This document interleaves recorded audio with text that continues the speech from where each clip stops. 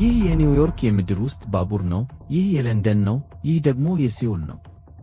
ሁላቸውም የሚያጋሯቸው አንድ የሚያመሳስላቸው ነገር ቢኖር ከቶኪዮ የምድር ውስጥ ባቡር ሥርዓት የሚበልጡ መሆናቸው ነው። ሁሉም ብዙ ጣቢያዎች አሏቸውና ረጅም ርቀቶችን ይሸፍናል።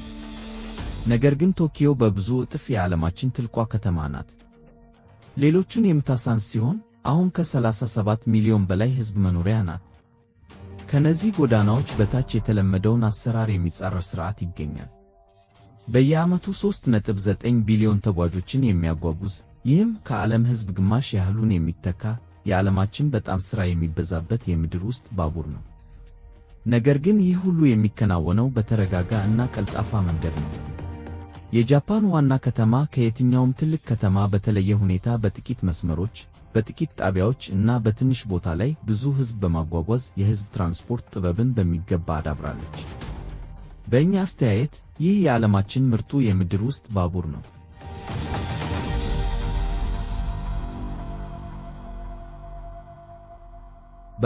በ1927 ቶኪዮ የመጀመሪያውን የምድር ውስጥ ባቡር መስመር ከፈተች። ከዚያን ጊዜ ጀምሮ መረቡ በአብዛኛው እንደ አንድ ሆነው ወደሚሰሩ ሁለት እርስ በርስ የተያያዙ ሥርዓቶች እና 13 መስመሮች አድጓል። ቶኪዮ ሜትሮ በ9 መስመሮች ላይ 195 ኪሎ ሜትር የባቡር ሐዲድ እና 180 ጣቢያዎች ያሉት ሲሆን በየዓመቱ 2.7 ቢሊዮን ተጓዦችን ያጓጉዛል። የቶይ ሰብዌይ በ4 መስመሮች ላይ 109 ኪሎ ሜትር የባቡር ሐዲድ እና 106 ጣቢያዎችን የሚሸፍን ሲሆን ዓመታዊ የተጓዦች ቁጥሩ 1.17 ቢሊዮን ነው። ለምን ተለይተው እንደቀጠሉ በትንሹ ቆይተን እንገልጻለን። ነገር ግን ይህ እጅግ በጣም ቀልጣፋ የትራንስፖርት ሥርዓት እንዴት ሊፈጠር እንደቻለ የሚገልጸው ዋናው ታሪክ በእውነቱ ቶኪዮ ከሁለተኛው የዓለም ጦርነት ማብቂያ ላይ በምትነሳበት ወቅት ላይ ይመለሳል። ከተማዋ ውሱን የሆኑ ሀብቶቿን አጠቃቀም ማሳደግ ነበረባት። እናም በመኪና ባለቤትነት መጨመር ምክንያት በሌሎች ቦታዎች እየተከሰተ ያለውን አይነት ያልተቀናጀ የከተማ መስፋፋትን ማስወገድ ፈልጋ ነበር። ቶኪዮ የከተሞች ከተማ ተብላ እንደገና የተገነባች ሲሆን በሜትሮ አካባቢዋ ላይ በተበታተነ መልኩ ራሳቸውን የቻሉ ማዕከላት እንዲኖሯት ተደርጓል።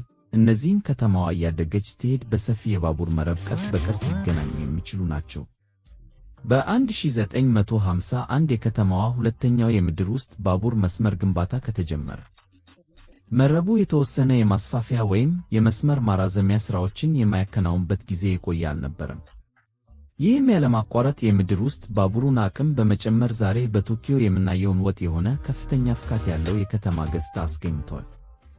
በትክክል የእውነተኛዋን ከተማ እያንዳንዱን ክፍል የሚያገለግል ሰፊ መረብ በመገንባት በቶኪዮ ያለው የመኪና ባለቤትነት ለበለጸገው ዓለም እጅግ በጣም ዝቅተኛ ሆኖ በአንድ አባወራ 0.54 መኪና ብቻ ነው። ይህም በዋናነት በከተማ ዳርቻዎች እና በማዕከላዊ የንግድ ዲስትሪክት መካከል እንደ ማመላለሻ የሚያገለግሉ መረቦች ካሏቸው ከተሞች በጣም ያነሰ ነው።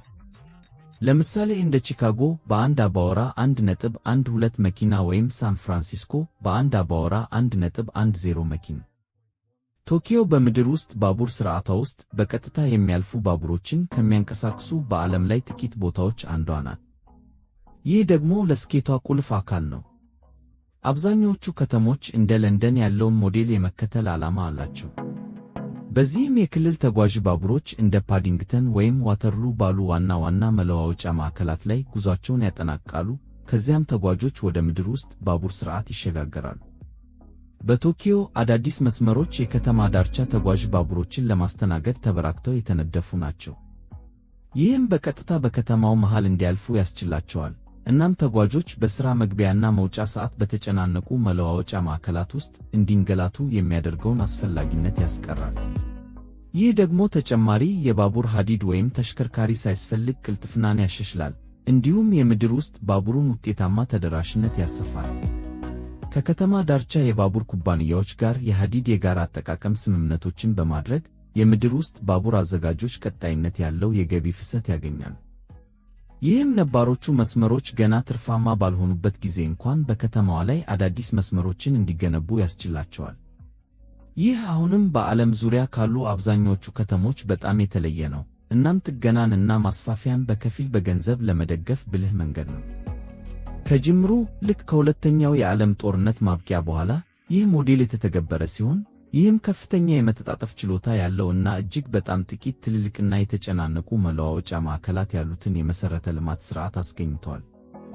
ዛሬ ከቶኪዮ 13 የምድር ውስጥ ባቡር መስመሮች መካከል 10 በቀጥታ የሚያልፉ ባቡሮችን ያንቀሳቅሳሉ።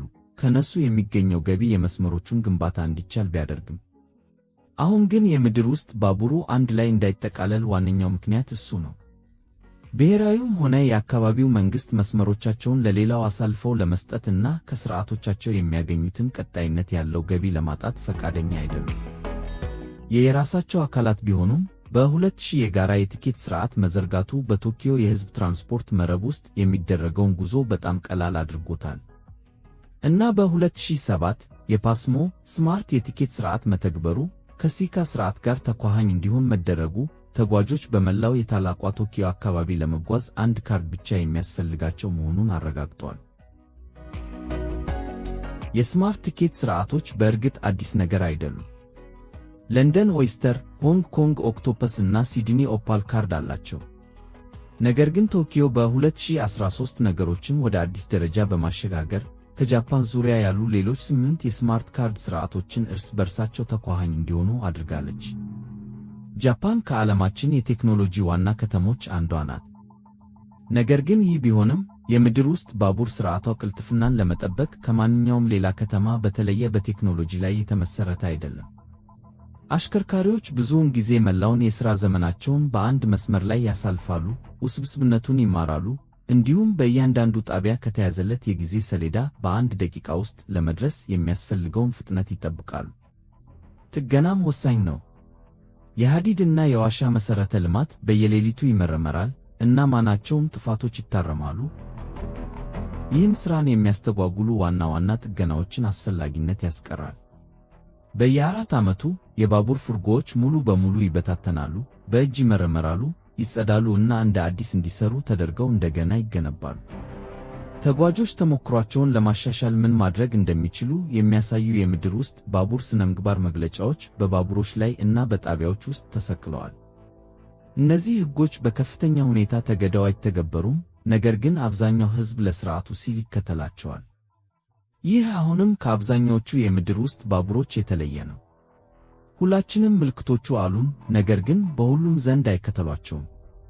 በቀላሉ በዝቅተኛ ድምፅ በማውራት በባቡር ውስጥ ባለመብላት፣ ቦርሳዎችን በማውረድ እና የባቡር በሮችን አለመጨናነቅ የቶኪዮ የምድር ውስጥ ባቡር አንዳንድ ሊኖራቸው የሚችለውን ያንን ጫጫታ የበዛበት የቆሸሸ እና ደስ የማያሰኝ ተሞክሮ ለማስወገድ ችሏል።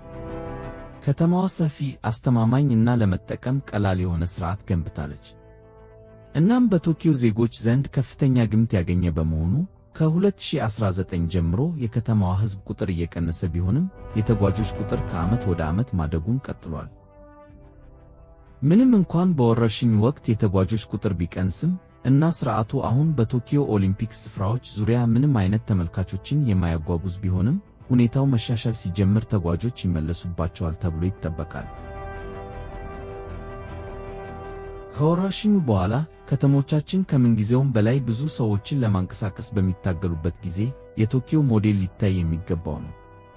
የሕዝብ ትራንስፖርት መረቦችን ሰዎች ዝም ብለው የሚታገሱ ሳይሆን ለመጠቀም የሚፈልጉት ነገር ማድረግ ከተሞቻችንን እና ኢኮኖሚያቸውን በእንቅስቃሴ ላይ ጠብቆ ለማቆየት ቁልፍ ይሆናል።